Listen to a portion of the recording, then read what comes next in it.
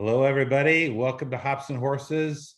I don't even know what episode it is. Maybe episode 6. I think it's 6. Okay. All right. Anyway, it's getting up to a number where I can't keep track anymore. Right. Hops and Horses here with my friend Jake. And we're going to talk a little bit about some Saratoga races coming up on Saturday. So Thank God first, Saratoga's here, man. yeah, I know. And I've actually am a little scared of Saratoga, honestly. It's a very difficult meet. But I've had a couple really, really good days. So including Yeah. today, by the way. So first of all, recapping last week, the no whip Haskell. Mm. We nailed it. Both our picks ran first, second, separated by a nose. Yeah. Mine was disqualified, so you get the winner. The old DQ Mandaloon, baby. That's horse ran really well. I mean, Oh yeah. I think those two horses are, I think they're pretty evenly matched. I know they've run against each other several times. Right. I know when they haven't run against, in the Belmont, especially when Mandaloon wasn't there, Hot Rod Charlie, ran his eyeballs out that day. Right. I don't know how Mandaloon would have fared in that race, but other than the Louisiana Derby, they in the other races that they faced each other. I mean, the Kentucky Derby, they were what, a half length apart, Half length, and in the Haskell, they were at the wire together. So, yeah. a couple good horses. I like those horses. I like them too. And boy, it's nice to see the Louisiana horses running well. And I think the Travers this year, by the way, I am going to be at the Travers. Man, that's official. Jealous. I haven't been to the Travers since Corporate Report 1. Wow. Is that 1965? Is that when was that? Was that 72? 1991. Corporate 91. Okay, I was a little 6-1. I freaking nailed it. I'm still going to talk about it 25 years, 30 years later. Well, when you get on track, everybody there will remember it. I guarantee you. Yeah. So I'm going. I think it's going to be a great Travers. I mean, we got Essential Quality, and we got the Haskell horses, and a couple other horses will ship in. It's going to be great. Then the United Nations. I picked Tribhuvan. I don't know what his odds were, 2 or 3 to 1. 8 to 5, I think, was what he finished at. He took a lot of money. Yeah, he took a lot of late money. Yeah. Probably because of this video. I mean, gee. Probably, yeah. Yeah. I mean, I think he took a lot of money because he was going to be forwardly placed. Yeah. And, Arklow was going to drop way out of it. Right. And, Arklow ran, I think, pretty similar to how he ran in the race last year. Yeah, he didn't. He barely hit the try, I think. Yeah. Did your horse do anything? I don't remember. I mean, I saw him coming down. I saw him coming down the lane, but nobody really did any running in that race other than the winner. Yeah. All right. Seemed like. Anyway, I picked the winner. You got the Mandaloon, but technically, I did pick the winner of that race officially. I mean, the guy who crossed the finish line first.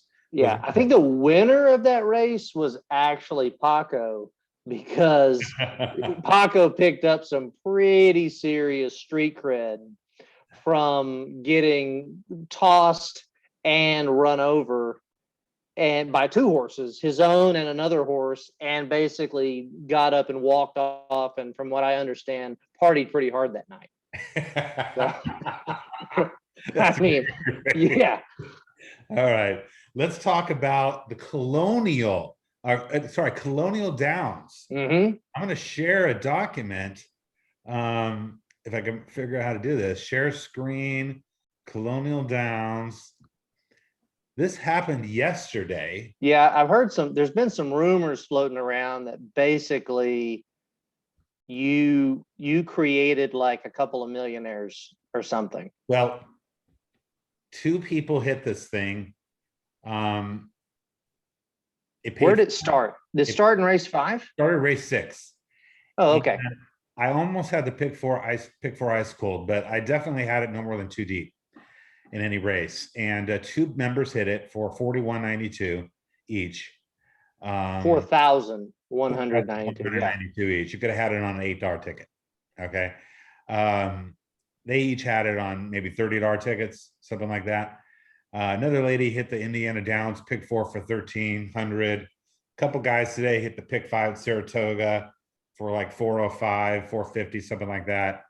A guy hit the Prescal Downs pick 5 for like 1,700 or 1,000, something like that, a couple days ago. Go through this one and talk about the horses that won. I know that 4-horse won race 6. 4 won race 6 and paid $6. Yeah. Top horse with an A paid $6.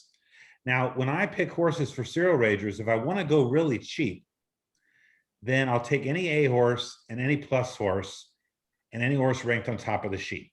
So that's just too deep here.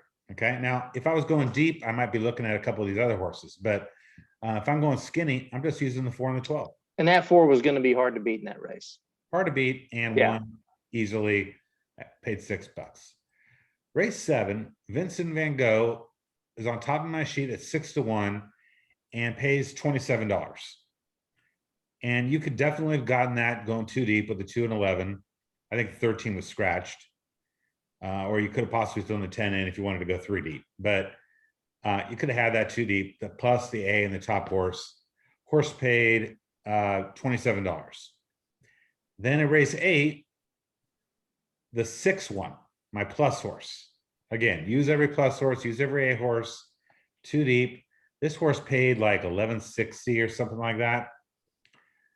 And by the way, he beat the 8 by like a nose. I mean, so actually I had the exacta there. And then finally in race 9, the maiden claiming on the turf, sprinting, really wide. Man, look at that.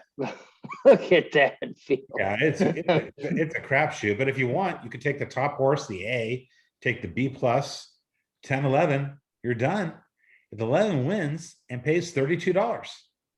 So, I mean, the sheet was unbelievably on target.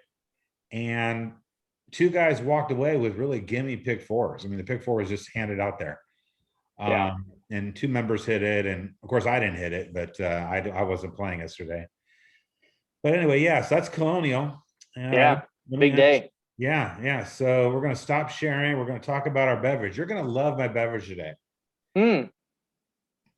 Spindletop. Now, what do those colors remind you of? First reaction. Astros. Exactly. Houston Astros. This is a Houston brewery. Okay. It's a double IPA. It's a hazy, juicy. In fact, it's called Juiceton. For like Juiceton. Okay, so it's a juicy, made in Houston. It's called Juiceton. That's what they used to call me in college. Yeah. Oh yeah, Juiceton. Houston. Okay. Right. Spindletop. Let's take a look at this. Dude. I just keep busting out these breweries, man. I know, yeah. And I'm just over here drinking my same old stuff and loving it. But so that one's a little, man, every one of them I feel like it's different color that you do. It's like a different, that's a different it's a little one last week was very golden. Very golden. Yeah. That one almost looks like a mimosa. This is so delicious. Yeah. It's just so Spindletop Brewery in Houston. Okay. Yeah. Sweet. Well, I'm going back to Old Faithful from last week. Glutenberg white. Can't go wrong. I can drink as many of these as I want, and my chest doesn't lock up like I'm having a massive heart attack. So I'm loving it. Loving these Glutenberg whites. All right, let's share Saratoga. Get on with this here. Yeah. So race 5. We got 2 graded stakes at Saratoga with a combined 10 horses in it. And they sought so much of their grade 1, which has 4 horses in it, they made it race 5. So who do you like? I mean, this is an interesting race. I mean, there's 4. I'm anxious to see this Malathot horse run. I did not tune in to the Oaks this year, and so I haven't actually seen this horse run yet. Obviously, I could go back and watch replays, but I haven't seen the horse run live. Obviously, she's right now the 3-year-old champion filly. It's a 4-horse field. I've always found races like this really interesting because earlier I was reading the conditions, and I believe it costs $8,000 to get in the race, and fifth pays $20,000. Right. So I'm not really, I mean, if I had a horse in upstate New York, a 3-year-old filly, I think I'd be in this race and pick up a free $12,000 check. Right. But, and heck, if you beat somebody, then, you're doing pretty good. But I think the horse is going to be tough to beat. This is honestly one of those races that if you play the first 4 races at Saratoga on Saturday and, you feel like going and getting a beer and a hot dog and watching this one, you're probably better off just watching this one because I think the horse is probably going to be 1-9. The only thing I'll say about the rest of the field, if you scroll down there, I don't know that there's really, I think this 4 horse is going to be, maybe somewhere in that 9-5, 8-9-5, 2-1 type range. And I don't know that horse is that much better than the 2 if the 2 improves a little bit and maybe the 4 regresses a little bit. And I kind of found it slightly interesting that Asmussen's go-to guy chose the non-Asmussen horse. Of course, Asmussen gets IRAD, but I don't know. That could be nothing, but I think they're that's probably, yeah. they're probably all running for second anyways. But I think my money would be on the 2, just because, you just kind of look for a little bit of a price and horses improving in these, short fields and, who knows kind of. Okay. Well, the 2 got beat pretty handily in the Oaks. And I bet on Clairiere in the Oaks at 7.5-1. Didn't get it done, but did run pretty decent. Ran 4th, beating 3 lengths. The big knock on the 1, if you're going to try to find any weakness, is the workout pattern is really poor.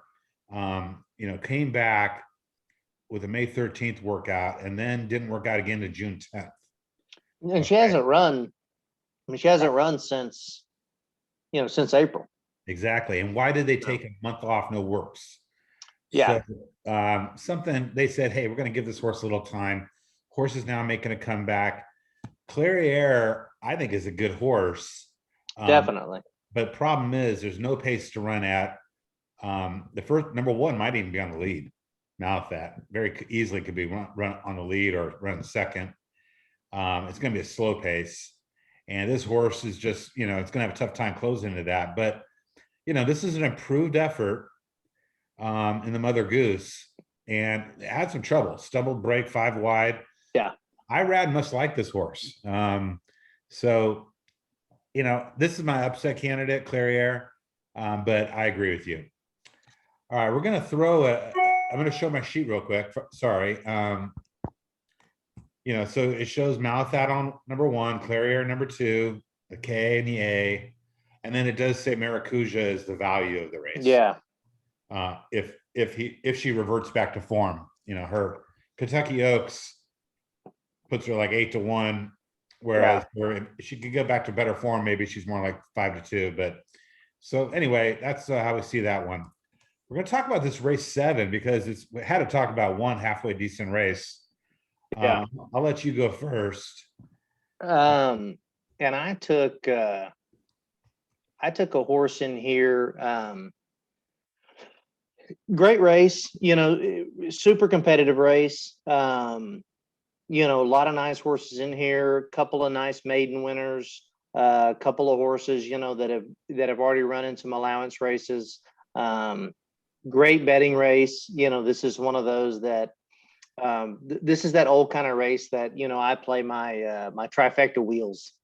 To me, this is a great race for like a big fat tri wheel where you get a lot of horses in third, and you try to get a price in first. Maybe spend $40 or $50, and this try could pay $500 for $1. I took the 7 horse in this race, which I think is a horse that was trying the turf for the first time. I like the fact that he was out of a Dynaformer mare. Yep. It's Asmussen and Santana. Mm-hmm. The other horse in here that I thought that I was going to pick originally that I thought's a really good horse is the 4-horse. Yeah. And I thought to myself, at the end of the day, those two are probably going to go off about the same odds. And if you said, hey, do you want Tag and Dylan Davis at 4-1, or do you want, Asmussen and Ricardo at 4-1? I think 4 or 5-1. I think I'd probably take the 7-horse. So that's who I'm on. I'm on the 7. A couple of others in here I thought, obviously had a chance. I mean, you could make a case for 75% of this field, I'm sure. Yeah. But yeah, that's where I am. I like both your picks a lot. I looked really hard at both of them. Got nothing bad to say about Calibrate except as a run on the turf. And I feel like it took Asmussen long enough to try the turf, and he's not great first on grass at 12% and 14%. Yeah, definitely not a turf trainer. Yeah, he's really not. So, I mean, but he wins on turf, and this horse does have Dynaformer, as you said, but I'm a little turned off by that. The 4, I really like. The 4 might be almost my top pick. Obviously, taking a huge step up in class. What do you make of the pace figures in that race? What happened there? I mean, that can't be right? 127, 124 early. I mean, it's saying they went 22 and 46 and 1. I'm not sure if something happened there. I saw that. I mean, obviously the running line is correct, which is visually impressive. Mm-hmm. The horse just crushed that field. So I was just a little concerned about the timing of the race. The pace numbers are strange. The horse Yeah. wasn't on the lead. Maybe the clock's jacked up, but yeah, obviously 22, 46 and 1 on yielding is pretty quick. And they finished in 143. That's really quick. Yeah. So, I mean, it was a good effort, but I got nothing against that horse. The horse that I like the most, I like a couple others in here. This is the morning line favorite, Space Launch, and really no knocks against it. Just not a brilliant horse by any means. I mean, there's nothing, that just jumps out at you. But certainly, makes sense. He's run a couple good races. Beat some good horses. Yeah, against some good horses, and he ran a little $80,000 stake and took third, and but none of his speed figures are going to blow you away. Right. The horse I kind of like is Future Victory, who dropped in the maiden claiming 50 to get his win for Pletcher with IRAD on board. Okay. Then ran in some starters, didn't get the job done. Then they threw blinkers on.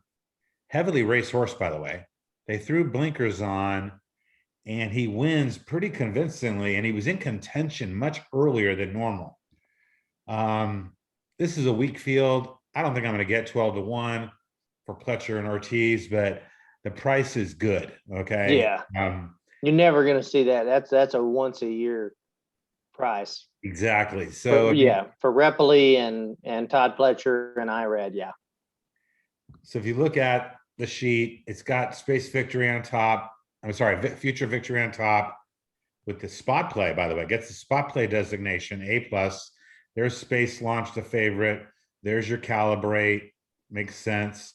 And then dropping down here is Ombre with the 1 in the rank column for highest energy because of the early pace fig. So, I mean, I think we nailed the 4 horses that are the biggest threats to win. I thought the 1 you could make a little case for, like you said, you could make a case for about 75% of the field. Sure. But interesting race. So both of us, you're going 7 at 6-1. I'm going 12 at 12-1. All right, we're going to do race 10 now. I'll go first this time. This race, by the way, gets a 0, the lowest possible grade for betting.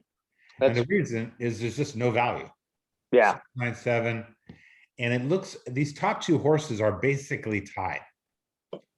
Okay. They're basically tied. Yeah. They're very close. Very close. I figure they run 1-2, honestly. I don't see anybody else. And when I look at the PPs, which I'll do now. Yeah. If you want to get 1 to 5 on your exacta box, this is that's the race to do it. Yeah. So that might be a $5 exacta box.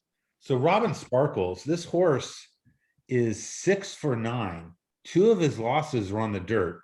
Right. His only other loss was when he did not get the lead, And when he didn't have Jose Ortiz. And he didn't have Jose Ortiz. And by the way, he ran good that day. He still ran second. And beat Caravel. Otherwise, this horse never loses. Yeah. And at 5.5 furlongs, he's going to even be more dangerous. Yeah. And then that's the horse I picked too. I mean, it's not, it's not a sexy pick. It's not a sexy race. Right. I watched Saratoga today, and I mean, man, if you don't at 5.5 furlongs, if you don't get the lead, it's tough. Especially with the rain they've been getting. I think these horses on the front, somebody on the telecast today said, the yielding turf, they tire out more, it's more tiring. And I'd rather have a horse on the front that gets tired than coming from the back that gets tired. Okay. Right. So, if you're going to get tired, you might as well be in contention when you're getting tired and everybody else is too. So yeah, I picked the 2 also. I mean, it's the 5.5's only going to help him. And I think he's an easy winner. Probably goes off at 4 to 5. Caravel's good, probably runs second. The only horse I thought was semi-interesting underneath was this Flower Point, but just deep closer. And like you said, they tried stretching him out unsuccessfully. Now they're going to drop her back in into some sprints, and she could close into third, maybe get second, but probably straight trifecta 2-1-5. I mean, honestly, it's one of those kind of races. Yeah. That 6 horse is interesting. Somebody said something today about that Jakarta horse. Classy, that's a classy horse. The horse has been running in some stakes races, runs on the front end. He's got Saez, which is, she's got Saez. That's he's an aggressive rider. The one fear I would have with the 2 is that this horse comes out and Saez just comes out on a burner, and and they try to duke it out, and maybe that one sits down on the rail and saves all the ground and then crushes. But I like that 2 a lot. Yeah, the 6 will get a good ride with Saez, but the 6 was not a match for the 2 previously. Yeah. So anyway, we'll so I think we got that race nailed pretty easy. We'll go and stop here and kind of wrap up. One final toast. Final toast. Yeah, and by the way, Colonial. I will talk about this in a future video, but this trip I'm making is going to be an epic horse racing road trip. And I'll actually be in Colonial Downs on August 31st. So looking forward to going to Colonial, and I'll release more details on that trip later. It's a good weekend of racing. Some good races tomorrow. There's a grass race at Saratoga tomorrow. I think it's the Lake Placid. Yeah. That's a good one every year. 2 grass races on Saturday at Del Mar. The Eddie Reed, I think, and the San Clemente. Okay. So I'm on Equilove in the San Clemente, baby. 20 to 1 morning line, giving out a little sneak peek. Okay, good. We'll go ahead and wrap it up here. I'm getting a million texts from my daughters. Apologize, but we'll wrap it up here, and we'll see how you did on Equilove next week. There we go. All right, take care. See you, man.